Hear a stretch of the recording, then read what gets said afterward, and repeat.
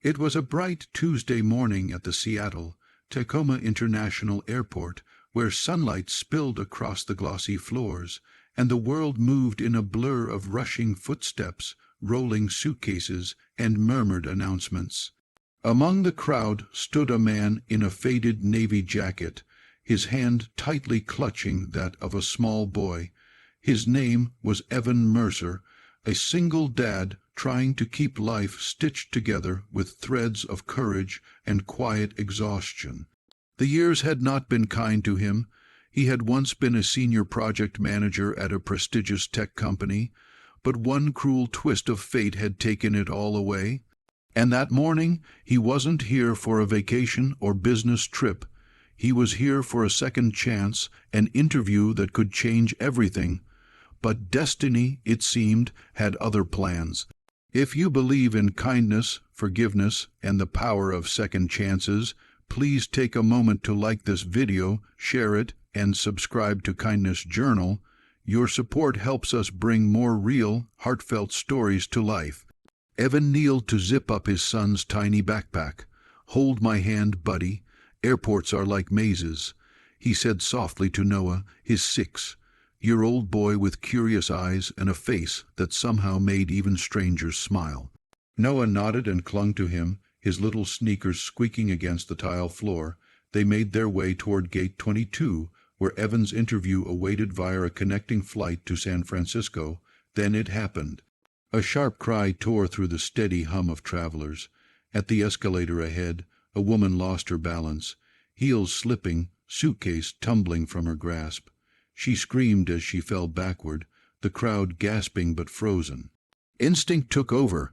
Evan dropped his backpack and sprinted forward, grabbing the metal railing with one hand and catching the woman's arm with the other just before she hit the moving steps.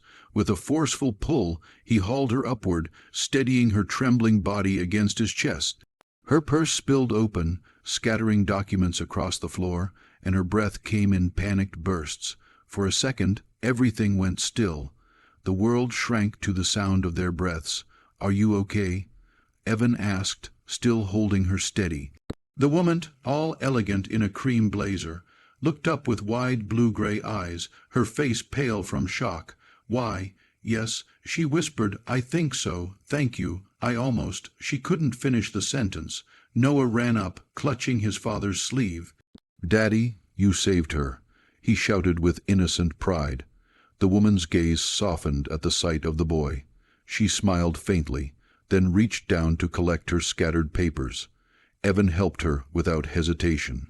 When she finally stood straight again, she looked at him as if trying to place his face. There was something strangely familiar about her.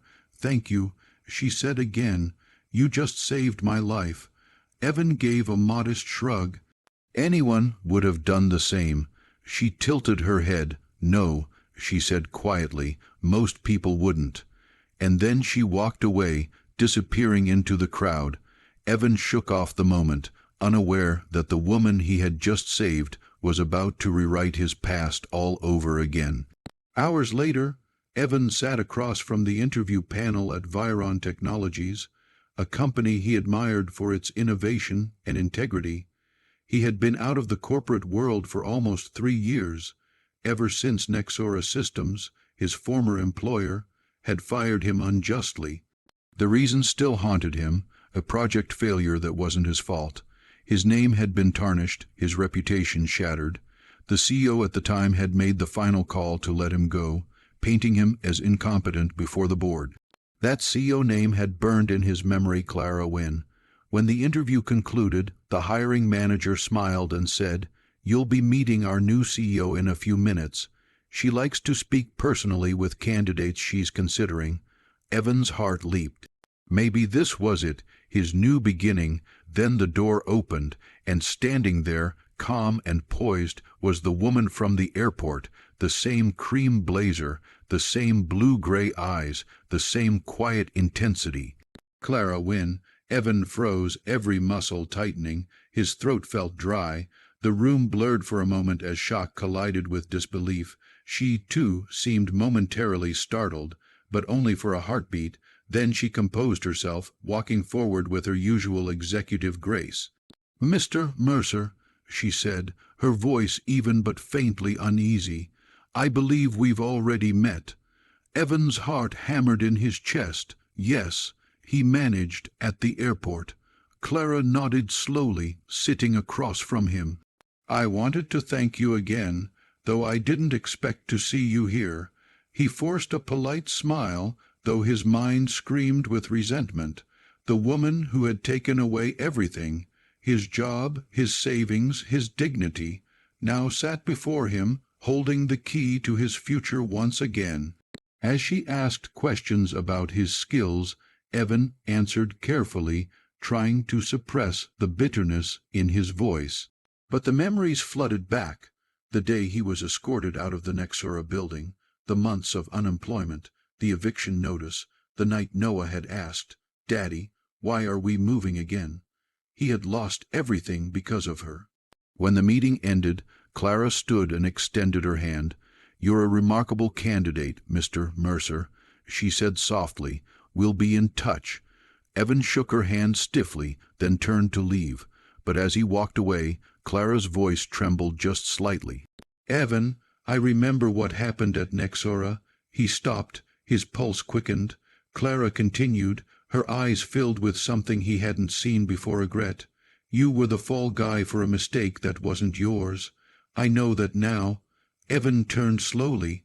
"Then why didn't you say something back then?" She looked down. "Because I was new in that position, scared to lose my place. I let my team convince me you were responsible.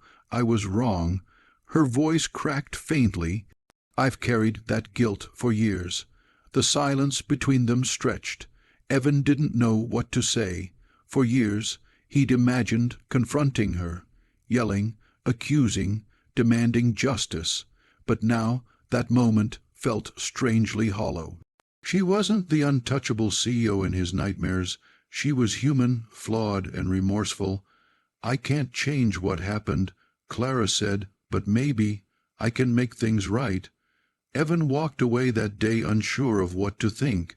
When he reached home that night, Noah was already asleep on their small couch, clutching the stuffed bear Evan had repaired with thread and patience. Looking at his son, Evan realized that forgiveness might not erase the past, but it could change the future. 2 days later, he received a call. Clara Wynne had not only offered him the position, but had also requested personally that he lead a new initiative, one that would give opportunities to workers displaced unjustly by corporate downsizing. It was more than a job, it was redemption.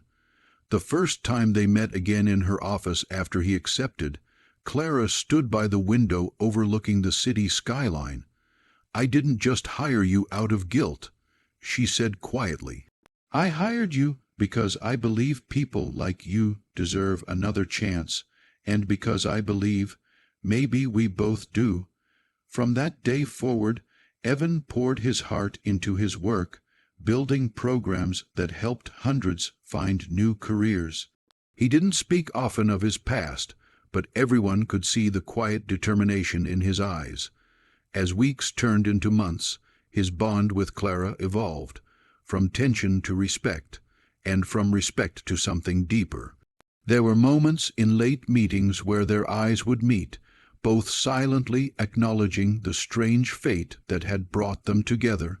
One evening, after a charity event their company sponsored for struggling families, Clara found Evan outside, sitting by the fountain, watching the city lights dance on the water. She sat beside him. "You know," she said softly, "the day you saved me at the airport, I thought it was just chance. But now I think it was life giving me another shot to do the right thing." Evan smiled faintly. "Maybe it was giving both of us one." Clara looked at him, eyes shimmering. "You saved my life once, Evan. Maybe this time we can save each other's." Their story didn't turn into a perfect fairy tale overnight. It was built slowly, through shared purpose and quiet forgiveness. Clara worked to restore what she had broken, not through words but through actions, standing beside Evan as he rebuilt not just his career but his faith in people. And somewhere along that path, love began to take root, gentle, patient, and real. Months later, at a company awards ceremony, Evan stood on stage holding a plaque that recognized his leadership and compassion. In the audience, Noah clapped wildly, shouting, "That's my dad." The room erupted in laughter and applause, and Evan's eyes found Clara's. She smiled at him with warmth and pride, her expression saying everything words never could. That night, when Evan tucked Noah into bed, his son whispered sleepily, "Daddy, are we happy now?" Evan brushed his hair gently. "Yes, buddy, we really are." Life had taken everything from him once, but it had given back something far greater, a second chance, a new beginning, and the grace to forgive. If this story touched your heart, please like, comment, share, and subscribe to Kindness Journal.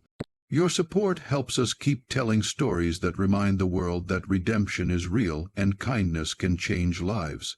And before you go, share in the comments. Do you believe people deserve a second chance? Sometimes, forgiveness doesn't just heal the one who receives it. It heals the one who gives it too.